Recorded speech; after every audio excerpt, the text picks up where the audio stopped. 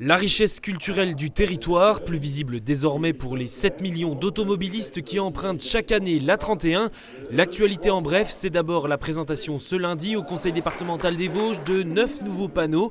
Ces copies des œuvres de l'artiste Zoé qui agrémentent déjà la partie vosgienne de l'autoroute. Les images d'Épinal, l'église Saint-Nicolas de Neufchâteau ou encore les thermes de Vittel et de Contrexéville. En tout, 7 thématiques ont été choisies comme vitrine du patrimoine et de la culture vosgienne.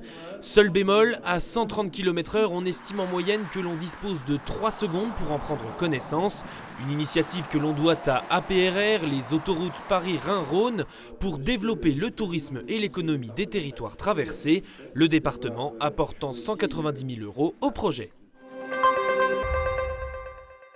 S'il y a un nid de cigogne noire, on arrête tout. Donc, je veux dire, on attend qu'il tienne sa parole. La nouvelle est tombée la semaine dernière. Les 8 éoliennes prévues sur les communes de Velotte et Tatignécourt et de Vroville, sur le territoire des Vosges centrales, ne verront pas le jour.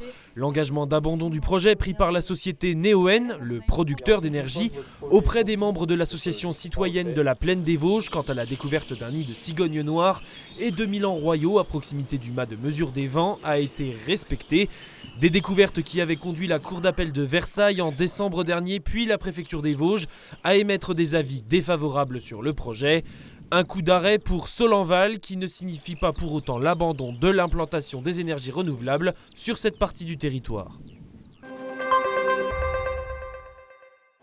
Quelques images de sport pour refermer ces actualités en bref et une bonne chose de faite pour la SRTT Étival qui a assuré ce lundi soir sa place dans le top 6 de Prodam, synonyme de play-off et donc de maintien. Pour s'éviter toute frayeur lors de l'épilogue du championnat et un périlleux déplacement chez le leader Metz la semaine prochaine, les pongistes stivaliennes en bleu devaient faire le plein lors de cette avant-dernière journée face à Quimper. Des Bretonnes promues, Dernière et Fanny qui ont comme attendu donné du fil à retordre aux Vosgiennes qui se sont imposées 3-2 à l'issue de plus de 4 heures de match en salle Michel et ont donc assuré l'essentiel. De quoi aborder plus sereinement les prochaines échéances, à commencer cette semaine par leur quart de finale de la Ligue des Champions face aux Serbes de Novi Sad, avec un match aller mercredi dans les Balkans et le retour vendredi dès 19h30 dans le chaudron stivalien. En jeu, une place inédite en demi-finale de la plus prestigieuse des compétitions européennes.